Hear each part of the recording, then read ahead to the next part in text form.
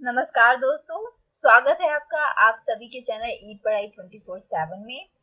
इस वीडियो में हम जूनियर इंजीनियर इलेक्ट्रॉनिक्स के प्रीवियस ईयर क्वेश्चंस डिस्कस करेंगे जो डीएमआरसी के एग्जाम में आए थे। 20 फरवरी 2020 को जो एग्जाम कंडक्ट किया गया था।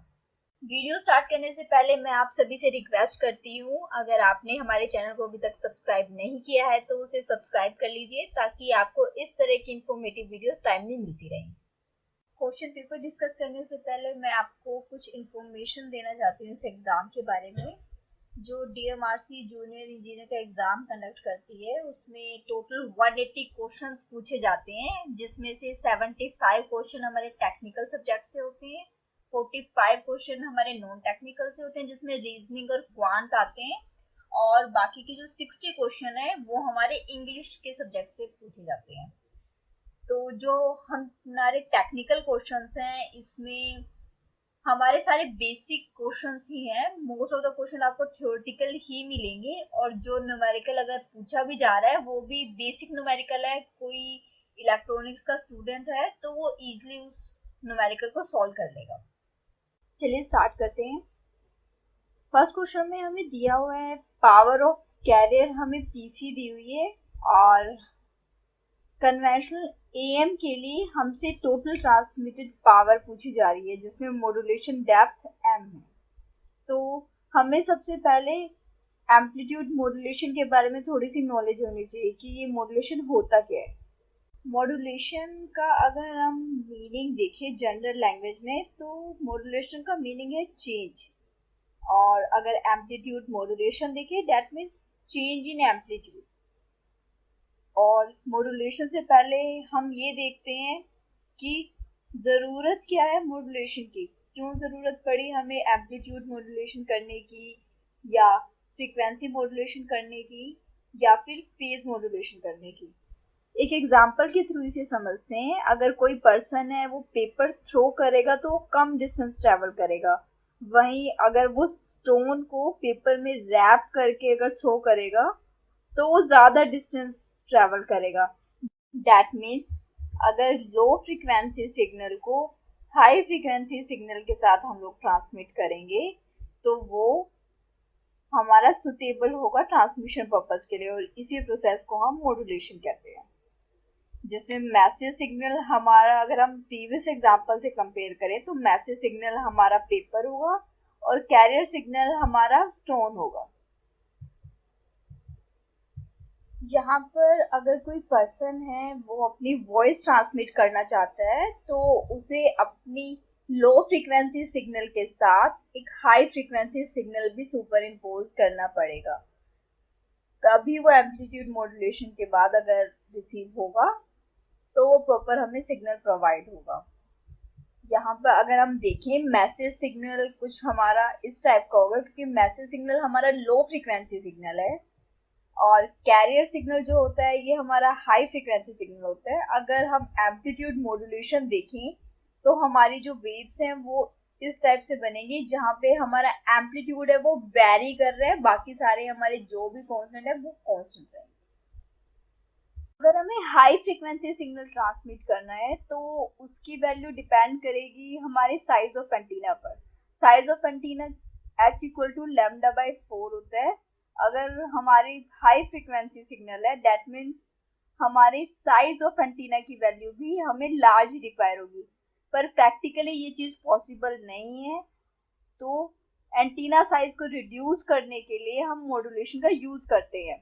सेकंड इसकी इंपॉर्टेंस ये है, कभी कभी हमें large number of signal transmit करने होते हैं साइमल्टेनियसली, और इंटरफेरेंस हम चाहते हैं कम से कम हो, तो ये मॉड्यूलेशन उस चीज में भी काफी हेल्पफुल रहता है।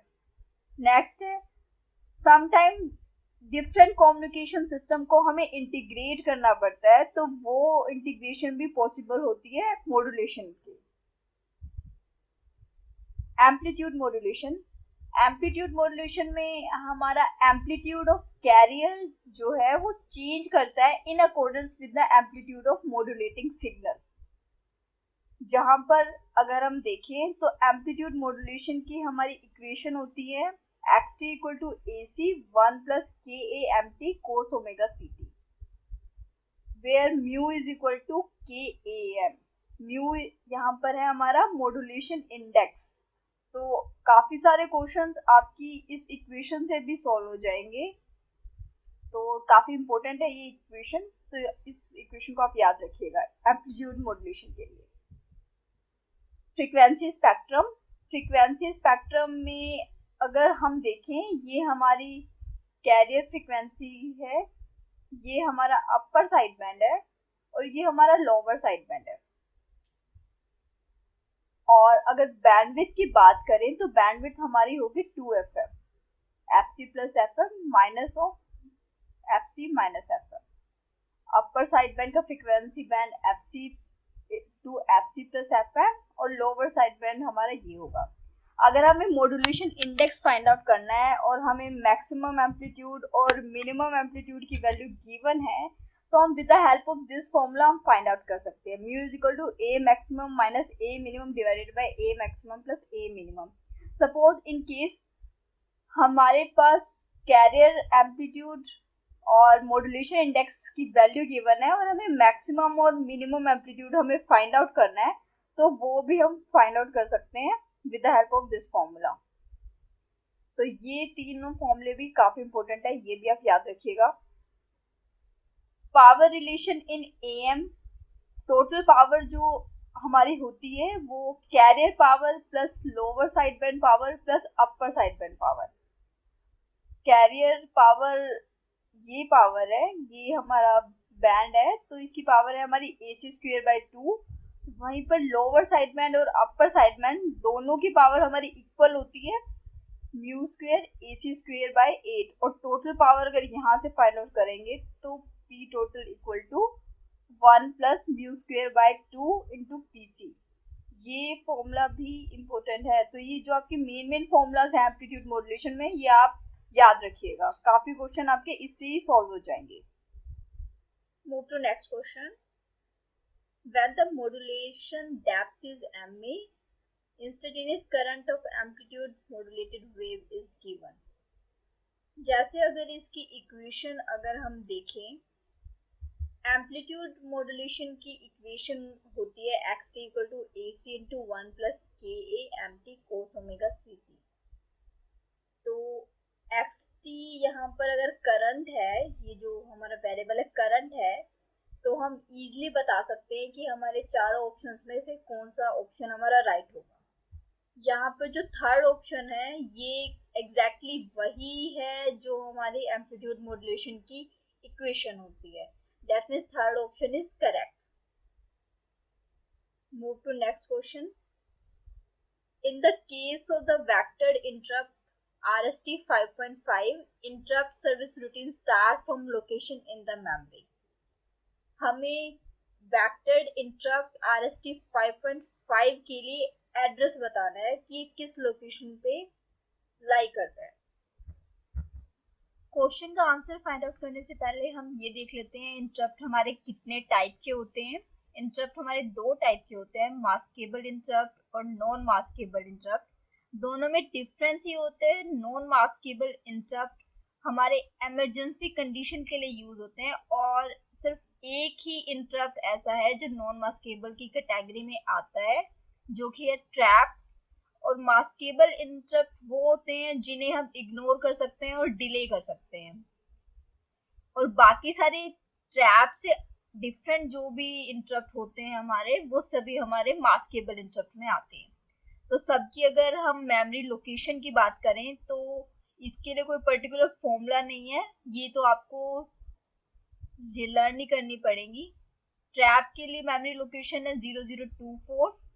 उसके बाद हमारे RST 5.5, 6.5 और 7.5, इन सब के लिए मेमोरी लोकेशन है 5.5 के लिए 002C, 6.5 के लिए 0034 एंड RST 7.5 के लिए 003C।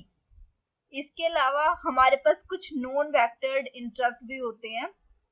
नॉन वेक्टर्ड इंटरप्ट वो होती है जिनके लिए एक एक्सटर्नल हार्डवेयर की रिक्वायरमेंट होती है, और इसमें हमारी RST 0 से RST 7 तक जो आते हैं ये सारे नॉन वेक्टर्ड की इंटरप्ट की कैटेगरी में आते हैं। और इनकी मेमोरी लोकेशन 0000 से स्टार्ट करके 0038 तक होती है। आप देख सकते हैं इन सबकी मेमोरी लोकेशन। प्रायोरिटी और ट्रिगरिंग लेवल ऑफ इंटरप्ट, अगर हम चेक करें यहाँ से जो हाईएस्ट प्रायोरिटी है वो ट्रैप की होती है, क्योंकि हमें पता है ये इमरजेंसी कंडीशन में यूज होता है इंटरप्ट हमारा। और जो लोवेस्ट प्रायोरिटी है वो INTR की होती है। और प्रायोरिटी का ऑर्डर ये रहता है, सबसे highest priority trap, then RST 7.5, उसके बाद 6.5, देन 5.5 और सबसे लोवेस्ट प्रायोरिटी हमारी होती है INTR की। और अगर हम ये देखें कि किस टाइप के इनपुट पर हमारा ये इंटरप्ट एक्टिव होगा, तो ट्रैप जो है वो as well as level trigger type की अगर इसे इंस्ट्रक्शन मिलेगी तो ये इंटरप्ट हमारा एक्टिव हो जाएगा। वहीं पे RST 7.5 हमारा पॉजिटिव एज ट्रिगर्ड इनपुट पे एक्टिव होगा, और बाकी जितने भी इंटरप्ट हैं हमारे RST 6.5, 5.5 एंड INTR, ये सब हमारे लेवल ट्रिगर्ड इंटरप्ट है। यहाँ से अगर हम क्वेश्चन को देखें तो क्वेश्चन में हमसे पूछा जा रहा था RST 5.5 का मेमोरी लोकेशन। तो 5.5 के लिए हमें पता है 002C होगी, 0024 जो होती है वो ट्रैप के लिए होती है, अभी हमने देखा लास्ट स्लाइड में। 002C हमारी 5.5 के लिए, 0034 जो है वो हमारी 6.5 के लिए, और 003C ये हमारी RST 7.5 के लिए memory location. Move to next question. If the current in a single circuit has to be routed to two different paths in two instances, one should use dash switch। यहाँ पे हमसे switch के बारे में information पूछे, तो सबसे पहले हमें स्विच के बारे में थोड़ी सी इंफॉर्मेशन पता होनी चाहिए इस टाइप का क्वेश्चन सोल्व करने के लिए। Switch must have at least two terminals, one for the current input and another for the current output। Switch का जो सर्किट होता है वो कुछ इस टाइप का होता है, जिसके एक टर्मिनल से करंट एंटर करता है और दूसरे से टर्मिनल से करंट लीव करता है। नंबर ऑफ पोल्स डिटरमाइन हम कर सकते हैं किसी भी स्विच के, ये देखिए कि कितने circuit separate circuit switch control कर रहा है। जितने सेपरेट सर्किट स्विच कंट्रोल कर रहा है उतने ही नंबर ऑफ पोल्स हैं स्विच पर। और अगर हमें थ्रो काउंट चेक करना है तो थ्रो काउंट हम स्विच की पोजीशन से चेक कर सकते हैं कि कितने पोल्स कनेक्टेड है उनसे। यहाँ पर कुछ डिफरेंट टाइप के स्विचेस है, जैसे कि SPST, single pole single throw. यहाँ पे पोल आपका डिटरमाइन करता है इनपुट साइड को और थ्रो डिटरमाइन करता है आउटपुट साइड को। That means one input and one output। आप देख सकते हैं यहाँ से, अगर इसका हम स्विच डिजाइन देखें तो ये कुछ इस टाइप का होगा, one pole and one throw, single pole single throw. Next है हमारा single pole double throw, that means one input and two output। अगर इसका स्विच डायग्राम देखें तो हम देख सकते हैं यहाँ पे one input है और it can be connected to two output, 1T and 2T, single pole double throw। next is double pole double throw। यहाँ पे क्या होता है, टू SPDT switches connected होते हैं। SPDT में क्या था हमारा, सिंगल पोल डबल थ्रो। आप देख सकते हैं इसका सर्किट कुछ इस टाइप का है, यहाँ पे double pole and double throw, for each input we have double output. So this is the switch diagram of DP-DT. Next is XP-YT। Generally अगर हमारे टू से ज्यादा पोल या थ्रो होते हैं तो वो XP-YT की कैटेगरी में आते हैं। That means 4 pole double throw switch. इसमें हमारे 4 इनपुट है, आप देख सकते हैं 1P, 2P, 3P and 4P। And double throw में 2 आउटपुट, 1T। तो ये हमारा 4P DT स्विच है। और अगर हम अब बैक टू क्वेश्चन देखें, क्वेश्चन में हमें दिया हुआ है current has to be routed to two different paths in two instances, that means 1 input and 2 output. 1 input and 2 output हमारा 1P 2T के केस में होता है। That means first option is correct. Next question, multiplexing technique used in PCM telephone. इस question को solve करने से पहले मल्टीप्लेक्सिंग टेक्निक के बारे में थोड़ी सी इंफॉर्मेशन ले लेते हैं ताकि हम इस क्वेश्चन को इजीली अटेम्प्ट कर पाए। अगर हमें एक से ज्यादा इंफॉर्मेशन एक साथ ट्रांसमिट करनी पड़ती है तो हम मल्टीप्लेक्सिंग टेक्निक की हेल्प से ट्रांसमिट कर सकते हैं अपनी इंफॉर्मेशन को सेम चैनल पर। दो टाइप की मल्टीप्लेक्सिंग टेक्निक होती है, TDM and FDM. TDM is the time division multiplexing and frequency division multiplexing is the FDM.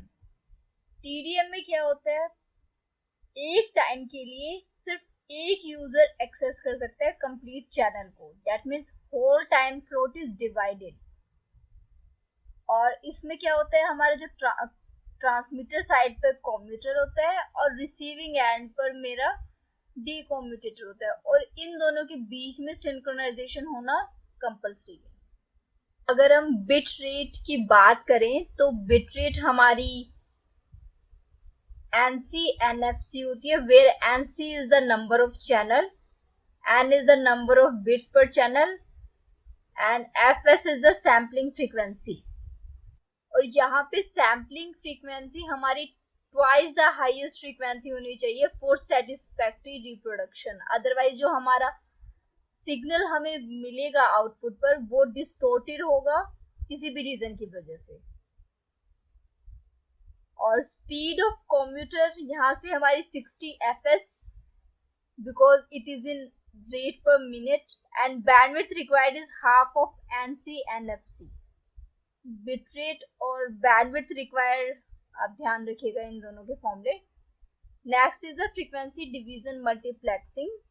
इसमें चैनल बैंडविड्थ डिवाइड हम कर देते हैं स्मॉल सेगमेंट्स में और डिफरेंट यूजर्स को अलॉट कर देते हैं so that they can access channel at the same time पे एक्सेस कर पाते हैं। और लेकिन इनकी बैंडविड्थ जो है वो वेरी कर सकती है, क्योंकि एक टाइम पे अगर ज्यादा यूजर अगर यूज करेंगे तो ऑब्वियसली बात है हमारी बैंडविड्थ डिक्रीज हो जाएगी। और मेन प्रॉब्लम की एफडीएम के साथ ये इसमें क्रॉस टॉक की मेन इशू है, इंटरफेरेंस एक चैनल का दूसरे चैनल के साथ इजीली हो जाता है, तो इसके लिए मेन प्रॉब्लम ये है cross talk. Multiplexing technique used in PCM telephony is TDM because only one user can access the complete channel at a time. Next question. What is the current through a 2 ohm resistor when it is connected in parallel to another 4 ohm resistor and the combination is connected across a 12 volt battery? इस question को मैं थोड़ा आपको circuit के through समझाने की try करती हूँ। आपके पास कुछ इस टाइप का सर्किट होगा जिसमें 2 ओम रेजिस्टर और 4 ओम रेजिस्टर दोनों पैरेलल हैं आपस में और कॉम्बिनेशन हमारा पैरेलली कनेक्टेड है 12 वोल्ट बैटरी से, और हमें फाइंड आउट करना है current through the 2 ohm resistor की कितना करंट इसमें फ्लो करेगा। अगर हम बाय पैरेलल मेथड से देखें तो 12 वोल्ट की बैटरी है, दैट मीन्स यहाँ भी जो वोल्टेज होगी वो 12 वोल्ट होगी, 4 रेजिस्टेंस है, दैट मीन्स जो यहाँ पर करंट होगा वो 3 एम्पियर होगा। और वैसे ही ये भी पैरेलल में है तो यहाँ भी 12 वोल्ट ही होगा और 2 ओम रेजिस्टर है, दैट मीन्स करंट हमारा यहाँ पर 6 फ्लो करेगा, 6 एम्पियर हमारा करंट 2 ओम रेजिस्टर के अक्रॉस फ्लो करेगा। अब देख सकते हैं करंट कैसे फ्लो कर रहा है, करंट इस वे से ही फ्लो करेगा। तो इस क्वेश्चन के लिए आपका आंसर होगा 6 एम्पियर। 6 एम्पियर करंट फ्लो करेगा 2 ओम रेजिस्टर के across. Move to next question. Maxwell bridge is often used to measure. Maxwell bridge है जो वो एसी ब्रिजेस की कैटेगरी में आता है और ये ब्रिजेस मेजर करते हैं हमारी self inductance, mutual inductance, capacitance और फ्रीक्वेंसी। ये जितने भी पैरामीटर यहाँ दिए हुए हैं, self inductance, mutual inductance, capacitance और फ्रीक्वेंसी, इन सबको मेजर करने के लिए डिफरेंट डिफरेंट टाइप के ब्रिजेस हम यूज करते हैं। वन बाय वन हम उन्हें चेक करते हैं अभी, और उसके बाद देखते हैं मैक्सवेल ब्रिज पर्टिकुलरली किस पैरामीटर को फाइंड आउट करने के लिए यूज होता है। इंडक्टेंस को मेजर करने के लिए बेसिकली हमारे पास ब्रिज है मैक्सवेल इंडक्टेंस ब्रिज। इस ब्रिज को अगर आप देखें, इस ब्रिज का स्ट्रक्चर कुछ इस टाइप का है। यहाँ पे रेजिस्टेंस और इंडक्टेंस आपकी सीरीज में है, और यहाँ पे वेरिएबल रेजिस्टेंस और इंडक्टेंस यहाँ सीरीज में है। आपको इस टाइप के क्वेश्चन में सिर्फ आपको क्या ध्यान रखना है, एक तो आपको स्ट्रक्चर इसका थोड़ा ध्यान रखना पड़ेगा, और उसके बाद हम ये दो इक्वेशन कैसे फाइंड आउट करेंगे। ये दोनों इक्वेशन हमारे आएंगे व्हीटस्टोन ब्रिज से। व्हीटस्टोन ब्रिज में हम क्या करते थे, जो अपोजिट ब्रांचेस हैं, suppose this branch and this branch, इन दोनों ब्रांचेस के रेजिस्टेंस को, या अगर मैं कहूँ इम्पीडेंस को मल्टीप्लाई करके उसे इक्वेट कर देते अपोजिट ब्रांचेस के प्रोडक्ट ऑफ इम्पीडेंस के। तो ऐसे इक्वेट करके हमारे ये इक्वेशंस आ जाएंगी। तो बेसिकली आप इसका स्ट्रक्चर ध्यान रखिएगा। स्ट्रक्चर क्या होता है, यहाँ पे ये रेजिस्टेंस और इंडक्टेंस सीरीज में होते हैं मैक्सवेल इंडक्टेंस ब्रिज में, और ये इंडक्टेंस मेजर करने के लिए हम यूज करते हैं। नेक्स्ट है मैक्सवेल इंडक्टेंस कैपेसिटेंस ब्रिज। इस ब्रिज में काफी सिमिलैरिटी है हमारे मैक्सवेल इंडक्टेंस ब्रिज से, पर यहाँ पे हमारा एक आरसी सर्किट पैरेलल में होता है, और ये हमारा सुटेबल है for power and audio frequency के लिए, और मीडियम क्यू कोयल्स के लिए हम ये यूज करते हैं। नेक्स्ट है हेज ब्रिज। इसमें हमारा आरसी सर्किट है वो हमारा सीरीज में आ जाता है। हमारे पास मैक्सवेल इंडक्टेंस कैपेसिटेंस ब्रिज में हमारा कैपेसिटर जो था वो पैरेलल था, बट हे ब्रिज में हमारा आरसी सर्किट सीरीज में होता है, और ये सुटेबल होता है for the high value of Q. Next is Anderson bridge. Anderson bridge में हमारे यहाँ पर आर एल और एक इंटरनल रेजिस्टेंस भी आता है यहाँ पे, और यहाँ पर कैपेसिटर कुछ इस टाइप से कनेक्टेड है। स्ट्रक्चर आप देख सकते हैं इस टाइप का होगा, और ये सुटेबल होते हैं स्मॉल वैल्यू ऑफ क्यू के लिए। नेक्स्ट है ऑन्स ब्रिज। ऑन्स ब्रिज में हमारा आर एल इधर सीरीज में होता है, इधर आरसी भी सीरीज में है, और इसके अपोजिट ब्रांच में यहाँ कैपेसिटर और यहाँ रेजिस्टर है, और ये यूजफुल है for the high range of Q. Q is the Q factor. Capacitance measure करने के लिए भी हमारे पास कुछ ब्रिजेस अवेलेबल हैं। First is De Sauty bridge.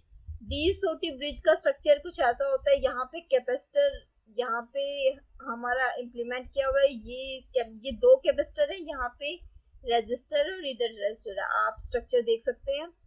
और बट ये जो हमारा ब्रिज है ये सुटेबल नहीं है अगर हम डिसिपेशन फैक्टर हमें डिटरमाइन करना है, ये उस चीज के लिए हमारा फिजिबल नहीं है। नेक्स्ट है स्केलिंग ब्रिज में हमारे डी सोटी ब्रिज से ये डिफरेंस है, एक तो यहाँ पे हमारा रेजिस्टेंस आ जाता है, यहाँ पे हमारा सिर्फ कैपेसिटर का दोनों हमारे ब्रांचेस में, यहाँ इस ब्रांच में हमारा आरसी सर्किट बन जाता है, सीरीज आरसी सर्किट, और इधर वाले जो रेजिस्टेंस के साथ हमारा कैपेसिटर पैरेलली कनेक्ट हो जाता है। तो ये हमारा स्केलिंग ब्रिज है। इससे हम डिसिपेशन फैक्टर हम फाइंड आउट कर सकते हैं, और डिसिपेशन फैक्टर से हम डाइलेक्ट्रिक लॉसेस भी इंडिकेट कर सकते हैं। ये लो वैल्यू ऑफ कैपेसिटेंस भी हमारी मेजर कर सकता है, इसके लिए भी काफी हेल्पफुल है। और रिलेटिव परमिटिविटी जो डाइलेक्ट्रिक मटेरियल की होती है वो भी हम इसे इजीली मेजर कर सकते हैं। और फ्रीक्वेंसी को मेजर करने के लिए है एग्जाम पॉइंट ऑफ व्यू से, दैट इज वेल्स ब्रिज। बीस ब्रिज में हमारा दो ब्रांचेस हैं, यहाँ पे आरसी सीरीज भी कनेक्टेड होता है और आरसी पैरेलली भी कनेक्टेड होता है। और अगर आप ओमेगा की वैल्यू देखें, ओमेगा की वैल्यू यहाँ से ये आएगी 1/√, R1 R2 C1 C2। और ये जो हमारा ब्रिज है ये सुटेबल है सिर्फ साइनोसोइडल सिग्नल के लिए। और it is used an oscillator at audio and high frequency। Audio and high frequency के लिए ये एज अ ऑसिलेटर यूज कर सकते हैं और इसे नॉच फिल्टर की तरह भी हम यूज कर सकते हैं इन हार्मोनिक डिस्टोर्शन एनालाइजर। अब हम इजीली इस क्वेश्चन का आंसर कर सकते हैं। Maxwell bridge is used to measure inductance. Move to next question. A silicon control rectifier is to be triggered on between 5 degree and 90 degree during the positive half cycle of 30 watt 50 Hz AC main supply. Calculate the peak supply voltage at the input। यहाँ पे question के according हमें VM find out करनी है, peak supply voltage. Positive half cycle की value हमें 30 volt mention है और ये हमारा रेक्टिफायर है, ये हमारा 5 डिग्री से 90 डिग्री के बीच में ट्रिगर करता है। दैट मीन्स इसकी जो वेव है वो हमारी 0 to π/2 के बीच में लाई करती है। फुल वेव रेक्टिफायर है और फुल वेव रेक्टिफायर के लिए VM की वैल्यू होती है Vrms/2।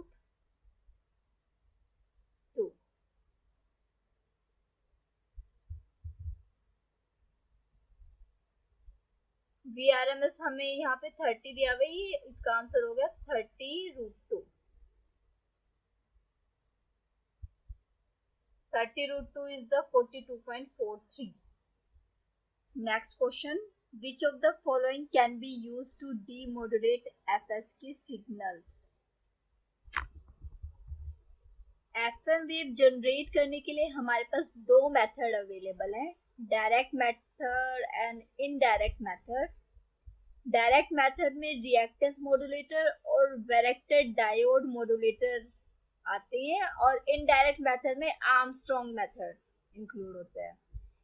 ये बेसिकली नेम्स हैं मेथड के। बाकी अगर आपको कंप्लीट वर्किंग आपको चाहिए हो तो आप हमें कमेंट बॉक्स में कमेंट कीजिएगा ताकि हम इनकी वर्किंग के ऊपर भी वर्क कर सकें। तो FM जनरेट करने के लिए हमारे पास दो मेथड है, डायरेक्ट इनडायरेक्ट। और डायरेक्ट में हमारा reactance modulator, varactor diode modulator, और इनडायरेक्ट में हमारा आर्मस्ट्रॉन्ग मेथड आता है। डिटेक्शन ऑफ FM वेव हम डिफरेंट मेथड से कर सकते हैं, slope detection method, phase shift discriminator, zero crossing detection, ratio detector या फेज लॉक लो। अगर आप ये स्लाइड आपको याद होगी तो आप इजीली उस क्वेश्चन का आंसर दे देंगे जो अभी आपसे पूछा जा रहा था। To demodulate FSK signals, FSK frequency shift keying signal, FM और FSK दोनों एनालॉगस होते हैं। और अगर डीमोडुलेशन के लिए हमें कोई मेथड अगर हम सेलेक्ट करना है तो हम ऑब्वियस है हम फेज लॉक लूप को ही करेंगे, क्योंकि बाकी किसी मेथड से हमारी डीमोडुलेशन फ्रीक्वेंसी मॉड्यूलेशन की नहीं होती है। Move to next question. The 5 measurement reading of a resistor are this, what is the mean value of resistor. अगर हमें मीन वैल्यू फाइंड आउट करनी होती है तो मीन वैल्यू क्या होगी, हमारी एवरेज ऑफ दीज 5 सिग्नल्स। अगर हम एवरेज फाइंड आउट करेंगे तो एवरेज हमारा इन सभी रेजिस्टेंस का आ जाएगा 100.06 ohm. That means answer 4 is correct option. Move to next question.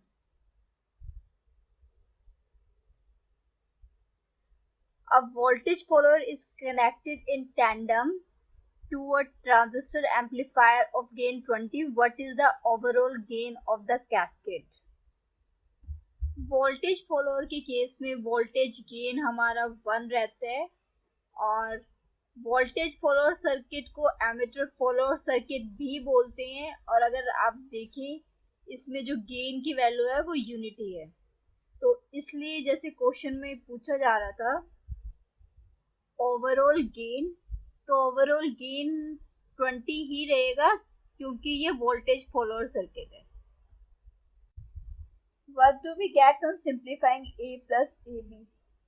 Absorption theorem से अगर हम देखें तो एब्जॉर्प्शन थ्योरम यही कहती है A plus AB should be equal to A.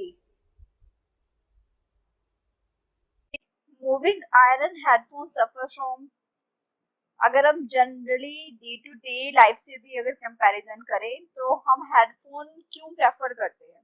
हम हेडफोन इसलिए प्रेफर करते हैं क्योंकि इसमें नॉइज कम होती है। दैट मीन्स इनकी सेंसिटिविटी काफी हाई होती है।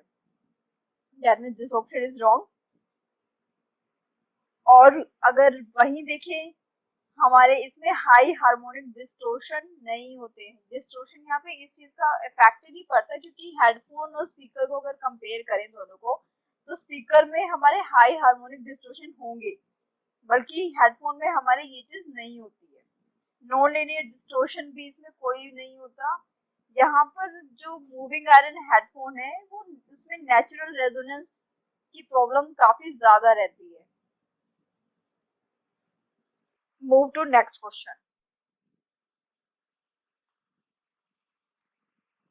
Which of the compending laws is used in India for PCM telephony? जो हमारा क्वांटाइजेशन एरर होता है उसे हम रिड्यूस कर सकते हैं with the help of companding. और हमारे पास दो टाइप के कंपेंडर अवेलेबल है, one is A law and second is the mu law. A law compander और म्यूलो कंपेंडर में कुछ डिफरेंसेस हैं। म्यूलो कंपेंडर में हमारी काफ़ी ज़्यादा डिस्टोर्शन मिलती है स्मॉल सिग्नल के साथ। वही एलो कंपेंडर जो है वो हमारे काफ़ी ज़्यादा यूज़फुल है और इससे हम इंटरनेशनल कॉल्स भी काफ़ी ईजिली कर सकते हैं। और यानी कि पीसीएम टेलीफोनी के लिए हमारे लिए जो यूज़फुल है वो एलो कंपेंडर है। Move to next question.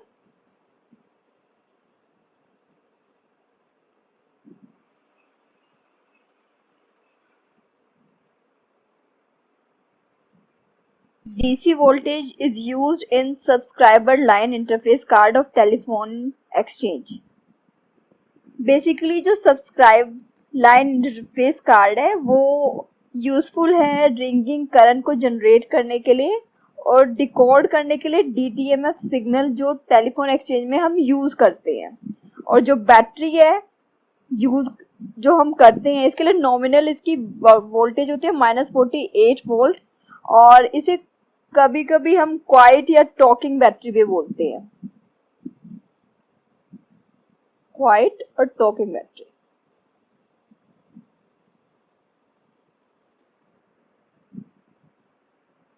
Move to next question. LVDT can be use to measure. LVDT जो ट्रांसफॉर्मर है ये हमारा एक इंडक्टिव ट्रांसड्यूसर है या इंडक्टिव ट्रांसफॉर्मर भी बोल सकते हैं। ट्रांसफॉर्मर वो डिवाइस होते हैं जो हमारी नॉन इलेक्ट्रिकल क्वांटिटी को इलेक्ट्रिकल में चेंज करते हैं, नॉन इलेक्ट्रिकल को इलेक्ट्रिकल में चेंज करते हैं।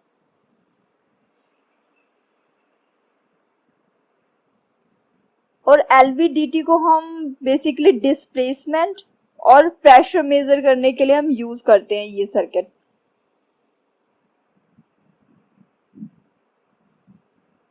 That means option 1 is correct.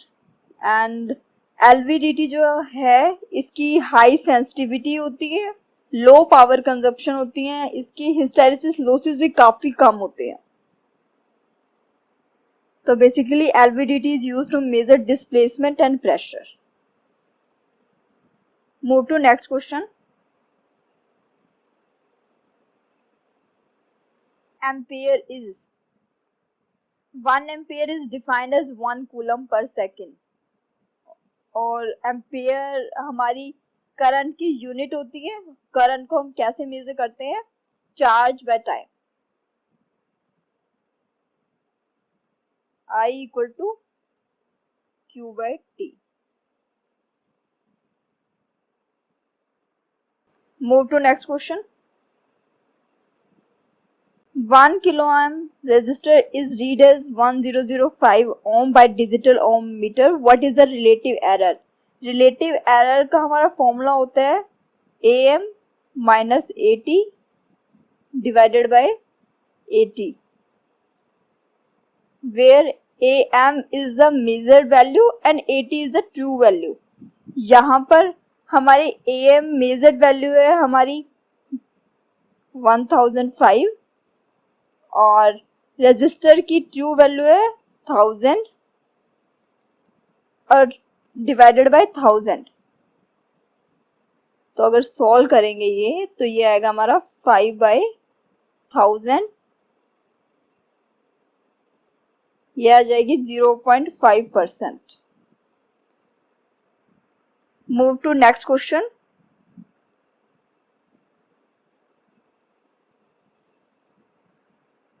Read-only memory has 24-bit address. The number of locations in the ROM will be. Number of locations हम find out करते हैं 2 to the power n into m, where n is the address line and m is the data lines. यहाँ पे address line है हमारी 24, जैसे that means 2 to the power 24. अगर हम solve करेंगे 2 to the power 24 को तो आंसर आएगा 4th. Move to next question.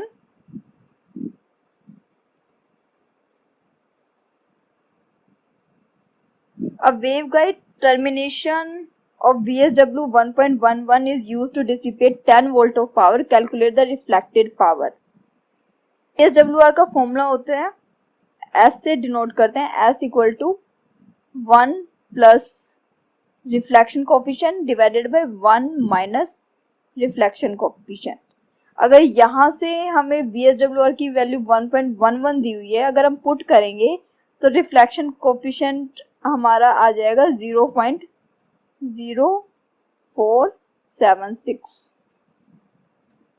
ये हमारे रिफ्लेक्शन कोफिशिएंट की वैल्यू आ जाएगी. लेकिन हमें फाइंड आउट करना है रिफ्लेक्टेड पावर.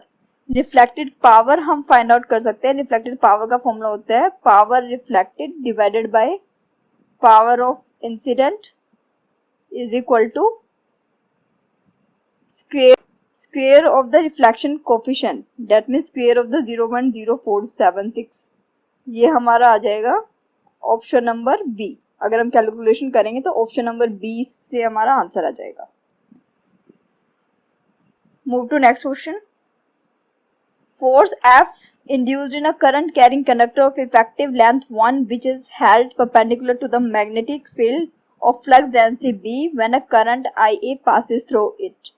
हमें फोर्स बताना है on a current carrying conductor. तो फोर्स हमारा होता है F is equal to integration of IDL cross B. अगर हम मैच करें इससे ऑप्शन तो हमारा ऑप्शन सी करेक्ट है. F equal to BILN where n is the number of turns. Move to next question.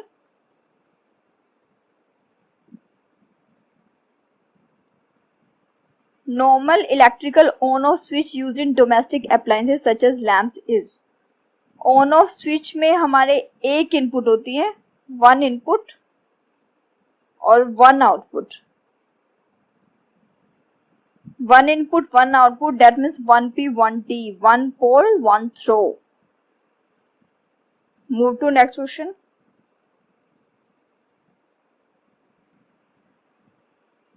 हमें यहाँ पर दो common emitter transistor cascaded position में हमें दिए हुए हैं, जिसमें RC1 और RC2 की वैल्यू और RE1 और RE2 की वैल्यू हमें गिवन है. हमें overall voltage gain find out करना है. ओवरऑल हमारा गेन कितना होगा. सपोज हमारे पास एक ही कॉमन एमिटर हमारे पास ट्रांजिस्टर अवेलेबल है, तो उसके लिए गेन की वैल्यू होगी minus of RC by RE. तो तो इससे मेरी वैल्यू आ जाएगी, अगर हम 1 की निकालेंगे तो -4.7k डिवाइडेड बाय 100। यहां से आपकी वैल्यू आ जाएगी -47।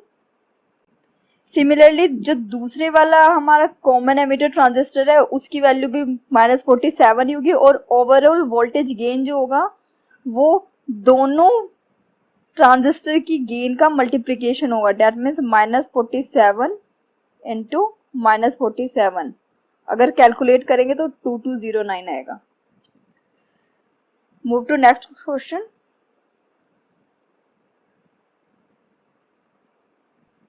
Data circuit has a speed of 19.2 kbps. File size of the page is 124 KB. Time needed to send a page. हमें यहाँ पर स्पीड गिवन है, फाइल साइज गिवन है, हमें टाइम फाइंड आउट करना है। अगर हम टाइम फाइंड आउट करें, टाइम का फॉर्मूला होता है size divided by speed. Size यहाँ पर 124 गिवन है, 124 ही हमारे किलो बाइट में है, इसे बिट्स में चेंज कर लेते हैं क्योंकि दोनों की हमारी डायमेंशन सेम होनी चाहिए। 124 इंटू 8 डिवाइडेड बाय 19.2, अगर फाइंड आउट करेंगे ये तो ये 15.67 आएगा। Move to next question.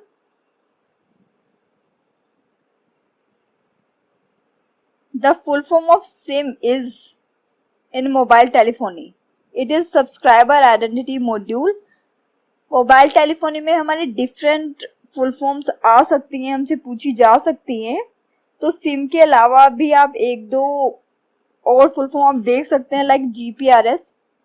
GPRS की फुल फॉर्म होती है जनरल पैकेट रेडियो सर्विस।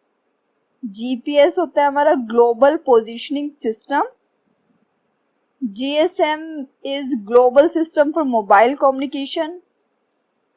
तो ये फुल फॉर्म भी इंपॉर्टेंट है, आप इन्हें भी ध्यान रखिएगा। Move to next question.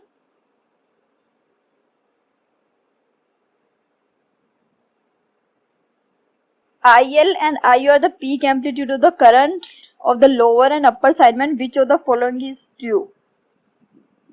हमने स्टार्टिंग के क्वेश्चंस में एम्पलीट्यूड मॉड्यूलेशन के बारे में देखा था, और हमने ये देखा था जो हमारे लोअर और अपर साइड बैंड है इन दोनों का एम्पलीट्यूड सेम रहता है, और जो हमारा कैरियर है उसका एम्पलीट्यूड हमारा ज्यादा रहता है इन कंपेरेटिव टू साइड बैंड। तो इस केस के लिए हमारी लोअर और अपर साइड बैंड के बारे में पूछा जा रहा है, तो IL equal to IU। Move to next question.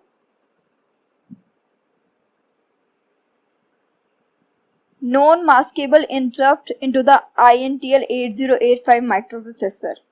Non-maskable interrupt हमारे वो इंटरप्ट होते हैं जिन्हें हम डिले नहीं कर सकते, इग्नोर नहीं कर सकते, और हाई प्रायोरिटी इंटरप्ट होते हैं हमारे नॉन मास्केबल इंटरप्ट। और एक ही इंटरप्ट ऐसा है जो इस कैटेगरी में आता है, वो है trap. Move to next question. Which of the following is a semiconductor? Semiconductor जो है वो 14 ग्रुप के एलिमेंट होते हैं। 14 ग्रुप का एलिमेंट यहाँ पे सिलिकॉन है। Move to next question. How many comparators will be needed to realize 16-bit flash type analog to digital converter? Number of comparator अगर हमें फाइंड आउट करने हैं तो 2 to the power n-1 से हम फाइंड आउट कर सकते हैं। एन यहाँ पर 16 है तो आप 16 पुट करेंगे तो आपको आंसर मिलेगा 655-335। बट यहाँ पर 36 गिवन है। मैच अप्रोक्सीमेटली मैच हमारा सेकंड ऑप्शन कर रहा है, तो सेकंड ऑप्शन ही आंसर होगा। वैसे कंपैरेटर नंबर ऑफ कंपैरेटर हमारे इस फॉर्मूले से आता है 2 to the power n-1। वहीं हमसे अगर नंबर ऑफ रजिस्टर पूछा जाता, नंबर ऑफ रजिस्टर के लिए हमारा होता है 2 to the power n। Number of register हम ऐसे फाइंड आउट करते हैं 2 to the power n से। Move to next question.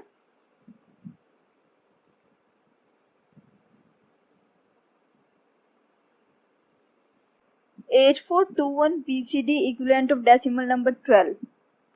Actual में ये क्वेश्चन थोड़ा रॉन्ग यहाँ पर पूछा गया है। यहाँ पे डेसिमल नंबर 12 के लिए BCD नंबर नहीं, यहाँ पे बाइनरी पूछना चाह रहा है, बट इन्होंने BCD गलती से मेंशन किया हुआ है, तो ये क्वेश्चन वैसे तो रॉन्ग है, लेकिन अगर हम सॉल्व करें तो BCD के लिए अगर 12 नंबर है तो हम इसे 4 के पेयर में डिवाइड कर देते हैं। जैसे 1 है, 1 के लिए 12 1 और 2 डिजिट से बना है। 1 के लिए हम बाइनरी लिखते हैं 0001 और 2 के लिए लिखेंगे 0010। तो BCD जो इक्विवेलेंट है वो ये होगा। वहीं अगर डेसिमल है और हमें बाइनरी अगर 12 का देखना है तो बाइनरी नंबर होगा इसका 1100। यहाँ पे ये BCD नहीं बाइनरी पूछना चाह रहा है, तो बाइनरी के अकॉर्डिंग हमारा आंसर होगा 1100। Move to next question. Rate velocity of electron in gun diode is 2 into 10 to the power 7 meter per second. Active region of length is 20 into 10 to the power minus 4 centimeter. Calculate the natural frequency of the gun diode. अगर हम ये देखें velocity का formula होता है velocity is equal to distance और length by time. अगर यहाँ से देखें तो टाइम हमारा हो जाएगा length by velocity 10 to the power minus 4 divided by 2 to the power 7। यहाँ से हम टाइम फाइंड आउट कर देंगे और टाइम जो है वो इनवर्सली प्रोपोर्शनल है फ्रीक्वेंसी के। फ्रीक्वेंसी फाइंड आउट करना होगा तो टाइम को इनवर्स ले लेंगे तो हमारा 10 गीगाहर्ट्ज हमारा आंसर आ जाएगा। Move to next question. The source impedance of a circuit R minus j omega C for maximum power transfer, what should be the impedance of the load? यहाँ ZL equal to ZS का conjugate होता है for the maximum power transfer. ZL हमारा R minus j omega C है। अगर इसका हम conjugate लेंगे तो हमारा R plus j omega C आएगा। That means option 2 is correct. Move to next question. Binary equivalent of octal number 07724। Octal number को अगर बाइनरी में चेंज करना है तो हम 3 बाइनरी डिजिट के पेयर बना लेते हैं। 0 के लिए हमारा बाइनरी नंबर होगा 000, 7 के लिए हमारा होगा 111, 7 के लिए होगा 111। नेक्स्ट है 2 के लिए हमारा होगा 010। नेक्स्ट है 4 के लिए हमारा होगा 100। Option 2 is matching with this. Option 2 is the correct answer. Move to next question. Alternating voltage of 200 sin 314t is applied to a half wave rectifier which in series with the resistance 100 ohm. What is the RMS value of the current? RMS value find out करनी है हमें current की। Half wave rectifier के लिए अगर हम देखें VRMS equal to हमारा होता है VM/2। यहाँ से हमारे VRMS की वैल्यू आ जाएगी 200/2। डेट मीन्स ये हमारी आएगी 100। और IRMS क्या होगा हमारा VRMS divided by R। VRMS है हमारा 100 और R की वैल्यू है 100। R भी हमारा 100 है। डेट मीन्स ये हमारा क्या 1 is the right answer. Move to next question.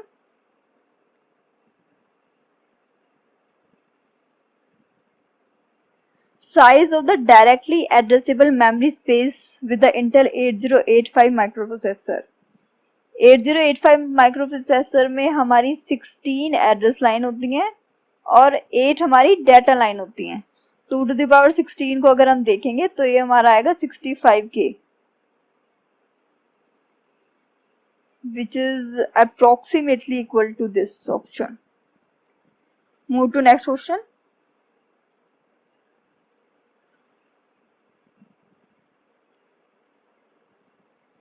Which of the following is not needed in radio telemetry?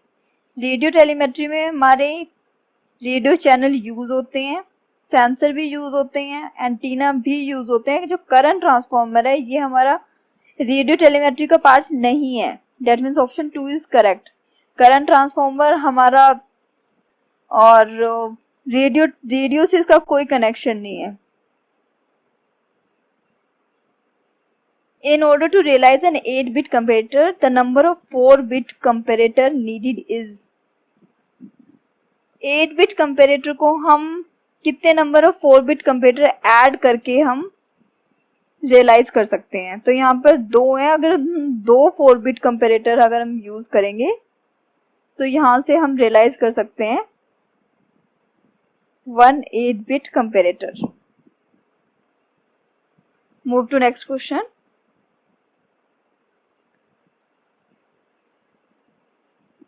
When two sinusoidal voltage are applied to XY plates of an oscilloscope, the dash pattern are produced which determine the relative frequency between vertical and horizontal frequencies.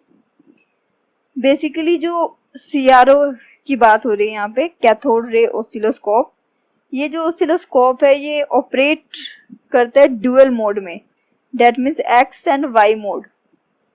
It is X and it is Y mode। और जो इससे pattern बनता है उसे बोलते हैं लिसाजियस pattern. यहाँ पर जो वर्टिकल फ्रीक्वेंसीज हैं वो Y मोड में आती है और हॉरिजॉन्टल फ्रीक्वेंसीज हमारी X में आती है। Move to next question. What is the output pin of the Intel 8085 microprocessor through 1-bit data can be sent serially? Output pin यहाँ से अगर हम देखें तो आउटपुट पिन हमारी SID नहीं है, SID हमारे serial input data, that means this is not the output pin. INTR हमारा इंटरप्ट एक्नॉलेजमेंट का सिग्नल है, तो this is not used for send serially. Sending के लिए हमारे बेसिकली 2 हैं हमारे पास यहाँ पे, SID और SOD, लेकिन SID जो है ये हमारा इनपुट करता है serially input data and this is serial output data, that means option 4 is correct. On dividing this by this we get the remainder as. अगर कभी इस टाइप का क्वेश्चन आपको से सोल्व नहीं हो रहा तो आप इसे नॉर्मल डेसिमल में चेंज करके कर सकते हैं। हमें यहाँ पे बाइनरी दिया हुआ है, तो अगर हम इसे डेसिमल में चेंज करेंगे तो ये हमारा आएगा 232 और ये हमारा है 6। 232 को अगर हम 6 से डिवाइड करेंगे तो हमारा रिमाइंडर आएगा 4, रिमाइंडर 4 आएगा और 4 के लिए हमारी बाइनरी है 100। जो आपका डेसिमल आया है 4, आप उसको दोबारा से बाइनरी में चेंज कर लीजिए तो वो आपका रिमाइंडर हो जाएगा in binary form. Move to next question. When a normally open relay is used in circuit that contains a simple current source 2000 milliampere, if the controlling current applied to the relay is 0 milliampere, then the current in the circuit will be। Relay basically एक switch होता है, कुछ इस type का switch होता है।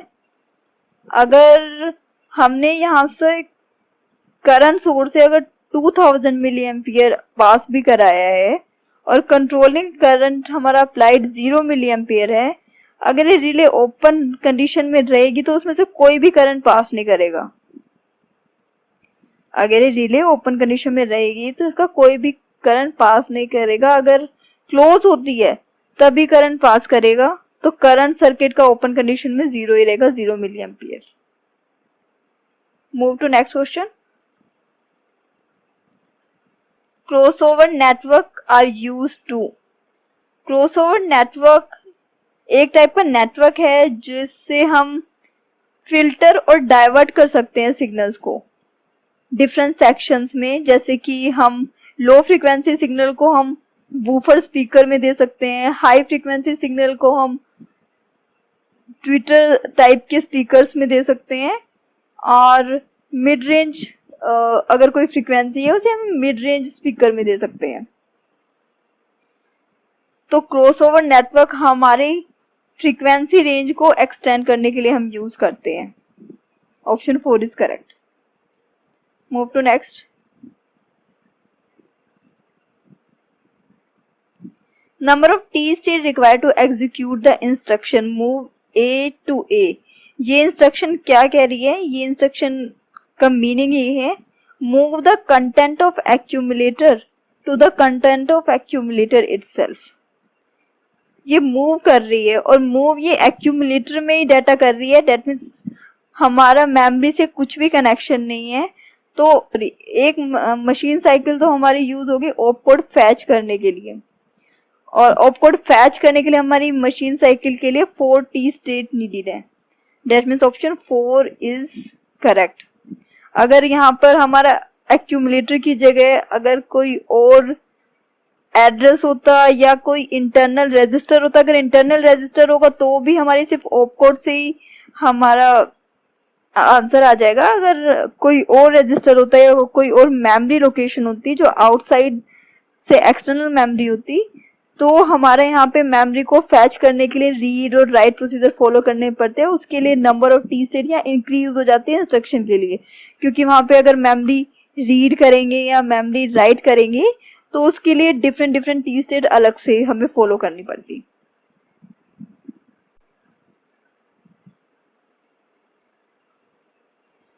In an open-based Wien-Bridge oscillator, R1, R2 given, C1, C2 is also given. Calculate the frequency of oscillation.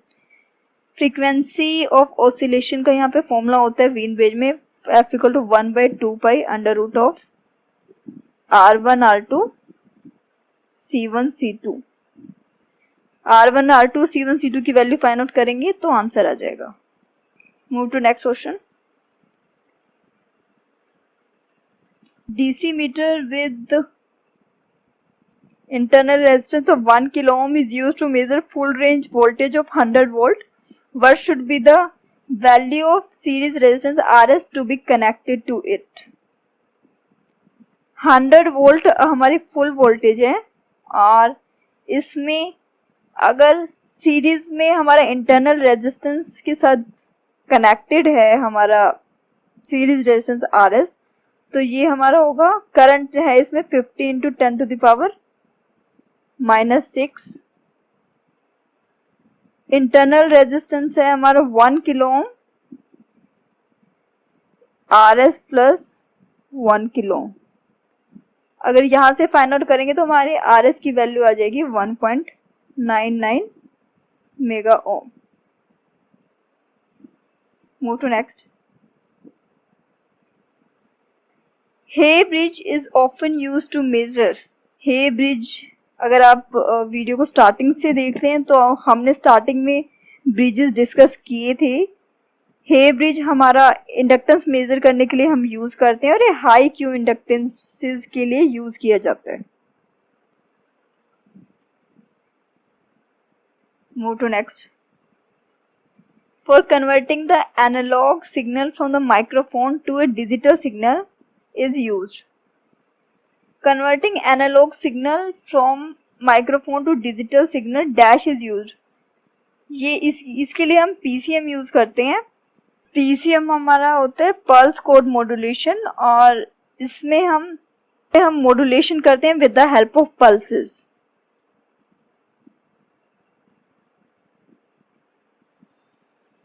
Minimum number of NAND gates needed to generate the carry output bit of half adder. Half adder का अगर हम सम और carry अगर हम देखें तो कुछ इस टाइप की होती है. यहाँ पर ये हमारा एक्स और गेट होता है, ए बी, और यहाँ से ये हमारा कनेक्ट होता है एक एंड गेट से. यहाँ से सम होता है हमारा A X और B and sum is carry is AB. यहाँ से हमें पूछा जा रहा है कि कैरी आउटपुट बिट जो है हाफ एडर की उसके लिए कितने number of NAND gate require होंगे. NAND गेट अगर हमारा ये है AB,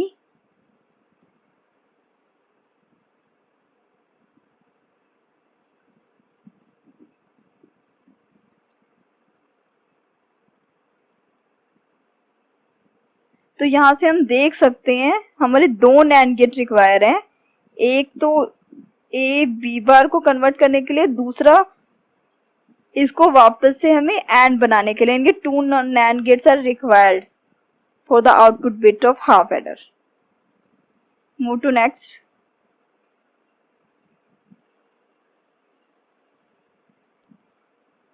Which of the following is an example of full duplex transmission? Full duplex transmission वो ट्रांसमिशन होता है जिसमें हमारा 2-वे कम्युनिकेशन होता है, ट्रांसमीटर टू रिसीवर और रिसीवर टू ट्रांसमीटर हम सेम टाइम पे कम्युनिकेट कर सकते हैं। तो एफएम में ऐसा पॉसिबल नहीं है, 2-वे कम्युनिकेशन नहीं होता। टेलीविजन ब्रॉडकास्टिंग में भी 2-वे कम्युनिकेशन नहीं होता।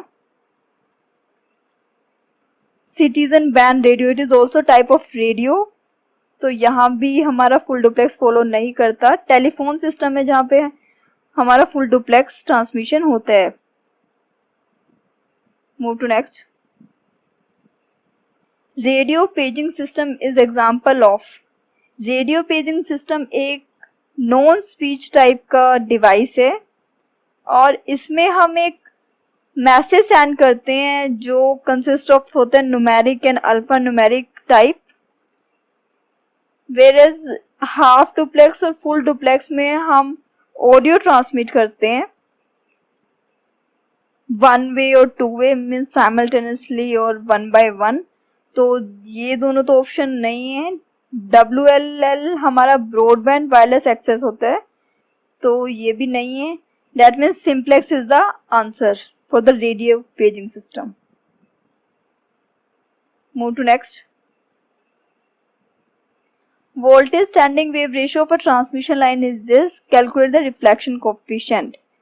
Standing wave ratio के लिए फॉर्मूला होता है standing wave ratio equal to 1 plus reflection coefficient divided by 1 minus reflection coefficient। अगर फाइंड आउट करेंगे तो हमारे रिफ्लेक्शन कोफिशिएंट की फाइंड आउट हो जाएगी value.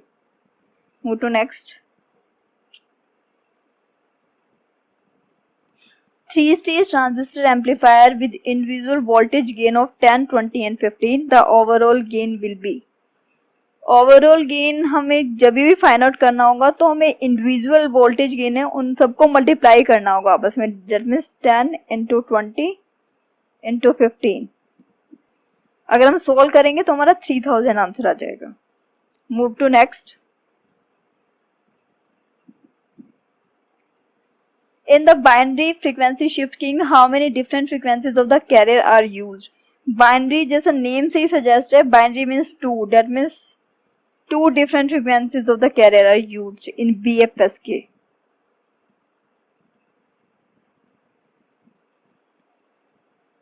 Input signal of Intel 8085 microprocessor that serves to delay the microprocessor read-write signal until a slow responding peripheral is able to send or accept data. इसके लिए हमारी instruction होती है ready instruction. Ready instruction हमें तब तक के लिए डिले करती है माइक्रोप्रोसेसर को जब तक कि अगर कोई स्लो पेरिफेरल डिवाइस कनेक्टेड है वो रेडी नहीं हो जाता डाटा सेंड और एक्सेप्ट करने के लिए, तब तक के लिए हमें इंस्ट्रक्शन प्रोवाइड करती है, हमें सिग्नल देती है। बेसिकली ये जो रेडी इंस्ट्रक्शन है ये बेसिकली रेडी इंस्ट्रक्शन एक लो बिट इंस्ट्रक्शन है। INTR इंटरप्ट एक्नॉलेज करने के लिए इंस्ट्रक्शन होती है। ट्रैप हमारा इंटरप्ट है, रीसेट आउट रीसेट करने के लिए जो माइक्रोप्रोसेसर में इनिशियली डाटा है। Move to next. Which of the following frequency is audible to human? Human के लिए audible frequency होती है 20 Hz to 20 kHz और इस रेंज में हमारा ऑप्शन 4 आता है। Next. Specific resistance of a conductor depend on. Specific resistance of resistance का फॉर्मूला होता है R equal to rho L by A. Rho is the specific resistance. Specific resistance जो है हमारी वो डिपेंड करती है, बाकी सारे फैक्टर तो हमारे कांस्टेंट रहते हैं किसी एक मटेरियल के लिए, लेकिन नेचर ऑफ मटेरियल जो है उसके लिए स्पेसिफिक रेजिस्टेंस हमारी चेंज करती रहती है। अगर हमारा डिफरेंट टाइप का मटेरियल है तो हमारी स्पेसिफिक रेजिस्टेंस भी डिफरेंट होगी। Move to next.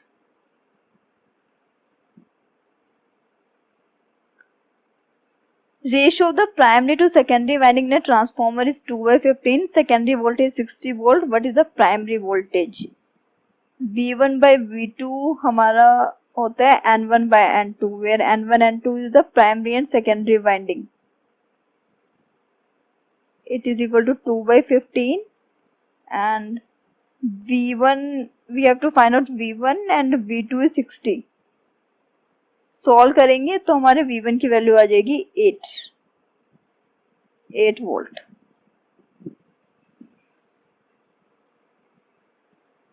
Next,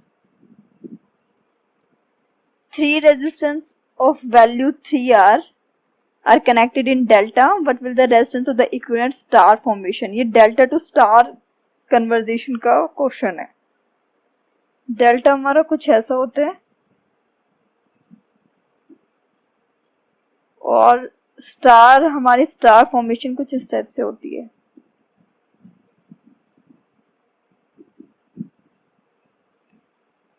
suppose ये 3R है, सारे रेजिस्टेंस यहाँ पे 3R है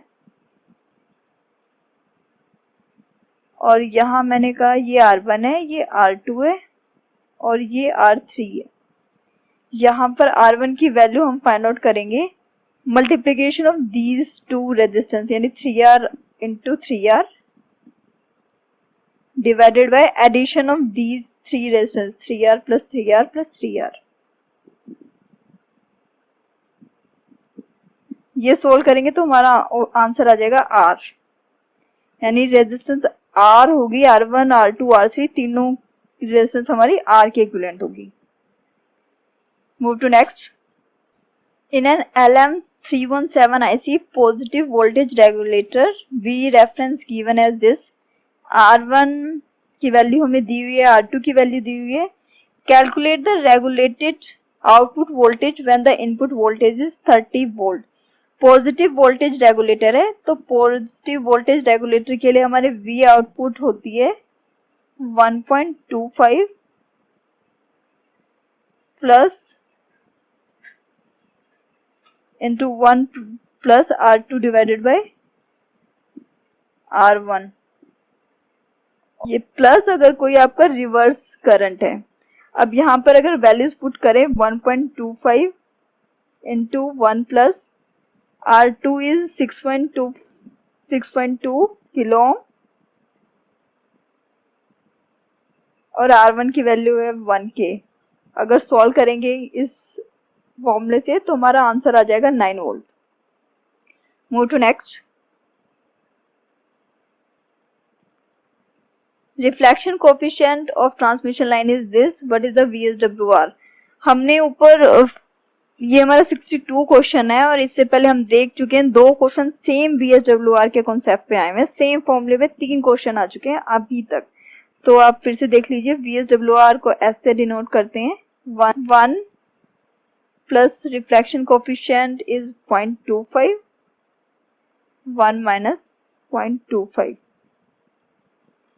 After solving this, you can get the answer of VSWR, that is 1.667. Frequency of a signal in 5-digit decimal counting assembly reads 08225. Time is set to 1 millisecond. What is the frequency? Frequency हमें find out करनी है। Frequency होती है हमारी 1/t। अगर कोई constant साथ में है तो multiply by that constant. That means अगर यहाँ से फ्रीक्वेंसी हम फाइंड आउट करें तो फ्रीक्वेंसी हमारी होगी 8225 डिवाइडेड बाय t हमारा गिवन है टाइम, दैट इज 10⁻³ ये हमारी फ्रीक्वेंसी आ जाएगी A option. XOR sum of the two binary number is this. XOR की हमारी इक्वेशन होती है a bar b plus a b bar. अगर हम यहाँ से देखें तो XOR सम होगा 0 1 1 0 1 1 1 1 0 1 1 1 0 1 0 1 1 1 1. Axis 0 1 is 1, 1 1 is 0, 1 1 is 0, 1 1 is 0, 1 1 1 0 0 1. अगर हम मैच करें तो हमारा ऑप्शन ए से मैच कर रहा है, that means option is the correct answer for this question. Move to next. Pulse width modulation is converted to pulse amplitude modulation by. अगर हमें पल्स विड्थ मॉड्यूलेशन सिग्नल अगर हमें जनरेट करना है तो हम स्क्वेयर जनरेटर और मोनोस्टेबल मल्टी वाइब्रेटर सर्किट हम यूज करते हैं. और अगर हमें रिकवर करना है हमारा original audio signal from the PWM signal, तो हमें डीमॉड्यूलेटर के लिए PWM के बाद एक इंटीग्रेटर हमें यूज करना पड़ेगा. इंटीग्रेटर अगर यूज करेंगे तो ही हमें पल्स एम्पलीट्यूड मॉड्यूलेशन हमें कर पाएंगे. That means passing it through a integrator. Move to next. A 0 to 100 microampere DC motor equivalent with a coil resistance Rm 1 kilo ohm is used to shunt resistance to measure a full scale current of 1000 microampere. Calculate the value of shunt resistance. यहाँ पे हमें full scale current दिया हुआ है 1000 micro ampere और value of shunt resistance हमसे पूछी जा रही है. That means RS is equal to RM divided by M minus 1. RM is 1 kilo ohm, M होगा हमारा the ratio full scale current divided by जो हमारी डीसी मोटर करंट था.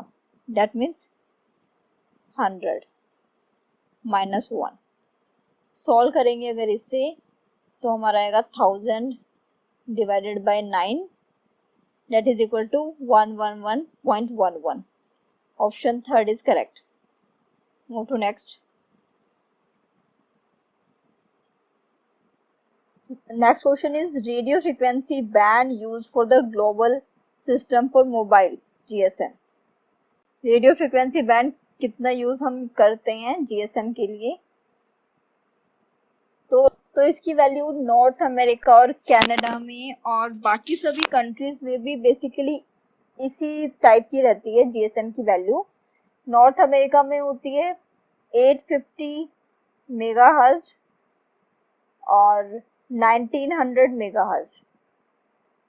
ये इस बैंड पर ऑपरेट करते हैं GSM को. तो आप देख सकते हैं 850 और 1900 के बीच में ये वाला बैंड आ रहा है. तो 900 megahertz to 1800 megahertz band is used for the GSM. Move to next. अगर कोई हमारा सिंपल सीरीज RC सर्किट है, दैट मीन्स R is such way that input AC signal is connected to one end of the resistor R and the output is taken across the capacitor C. ये हमारा C है, यहाँ से हम output major करते हैं V out. ओके, तो हमें ट्रांसफर फंक्शन बताना है. ट्रांसफर फंक्शन इसके लिए होगा V out इक्वल टू, यहाँ से अगर हम देखें 1/SC divided by R plus 1/SC by voltage divided rule. यहाँ से अगर हम जिसे सॉल्व करेंगे तो इसका आंसर आएगा 1 डिवाइडेड बाय 1 प्लस SRC. वो ट्रांसफर फंक्शन होगा हमारे सर्किट का. Move to next. op-amp based RC phase oscillator R and C is this. What will be the frequency of oscillations? RC phase shift oscillator के लिए हमारी frequency होती है F equal to 1/2 pi RC under root of 6 plus 4K. For this question K is 0. K is the constant factor. यहाँ पर खाली इतना रह जाएगा 1/2 pi RC under root of 6. Solve करेंगे R और C की वैल्यू दी हुई है तो आंसर आ जाएगा 649.75 hertz. Cylindrical conductor of a length L, diameter D and resistor R. Diameter is reduced to 1/4 and length is increased to twice.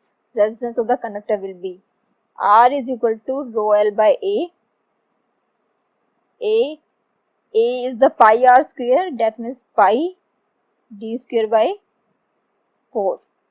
This is R1. और अगर R2 यहाँ से देखें, R2 की वैल्यू L जो है हमारा L ट्वाइस हो गया है, ट्वाइस L, और जो डायमीटर है वो reduce to 1/4. Reduce to 1/4 means pi D square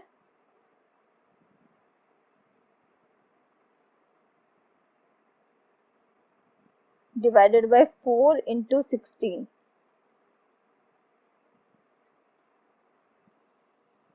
R2 is equal to 32 of R1. That means 32 time of R. अगर हमारे इनिशियली R1 R है तो 32 time of R.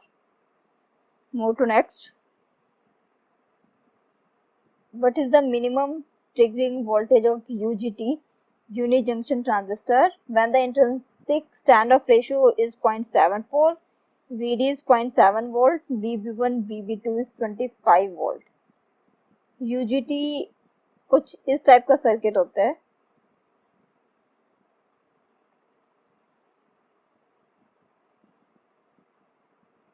सपोज ये RB2 है, ये RB1 है, ये हमारा डायोड यहाँ से कनेक्टेड है. ये यूजीटी का कुछ इस टाइप का सर्किट होता है. अगर हम stand of intrinsic stand of ratio की बात करें तो इंट्रिंसिक स्टैंड ऑफ रेशो होती है RB1 divided by RB1 plus RB2. हमें यहाँ पे फाइंड आउट करना है ट्रिगरिंग वोल्टेज. ट्रिगरिंग वोल्टेज किस वैल्यू पे ट्रिगर करेगा यूजीटी, तो ये होती है 0.7 वोल्ट. 0.7 वोल्ट आई डायोड की वजह से होती है, plus eta VBB.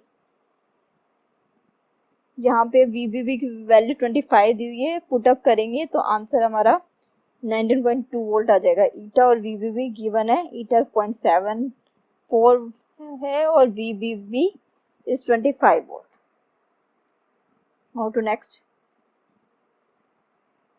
In a 555 based stable multivibrator, 50% duty cycle is obtained. Value of RC is given. Calculate its free running frequency.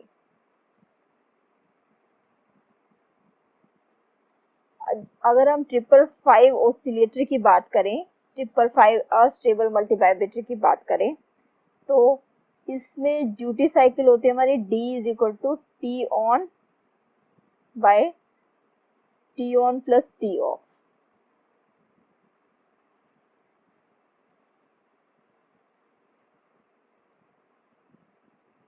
T on हमारा चार्जिंग टाइम होता है और टी ऑफ हमारा डिस्चार्जिंग टाइम होता है.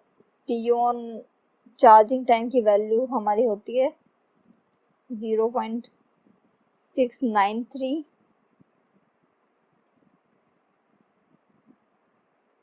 R1 प्लस R2C, और T off हमारा discharging time होता है तो इसमें खाली R2C का कोफिशिएंट आता है 0.693 into R2C.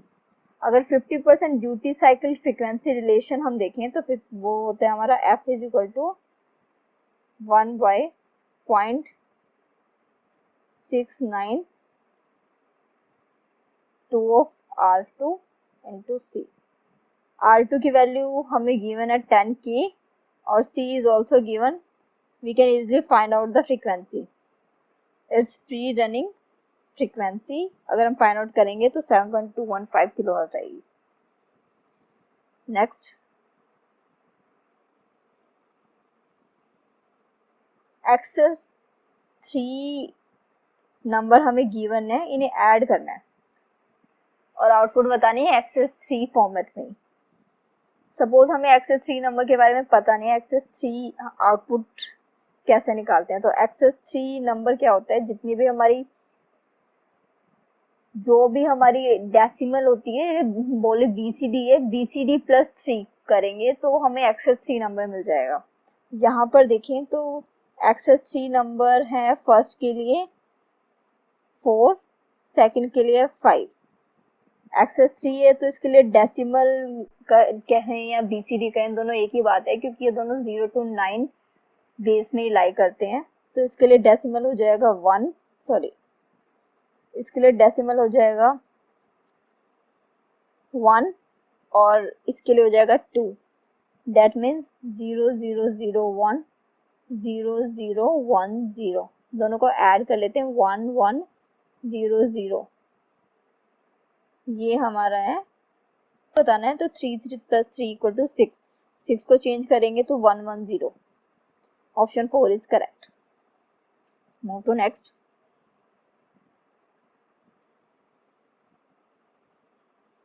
In which of the following format half of the tape width is used in single pass? Half of the tape with single pass में हमारी V2000 फॉर्मेट में यूज होती है, जहाँ पे VHS जो है ये वीडियो होम सिस्टम है, तो यहाँ ये चीज़ एप्लीकेबल नहीं है। 8mm में नहीं है, सिर्फ V200 फॉर्मेट है, इसमें हमारी half tape with single pass के लिए यूज हो जाती है। तो इस वीडियो में हमने जूनियर इंजीनियर के एग्ज़ाम के लिए जितने भी टेक्निकल क्वेश्चन आए थे वो सभी डिस्कस किए, और बाकी जो JEE एग्ज़ाम के लिए क्वांट, रीजनिंग और इंग्लिश के क्वेश्चन जो भी आए थे वो हम नेक्स्ट पार्ट में हम डिस्कस करेंगे। Thank you for listening.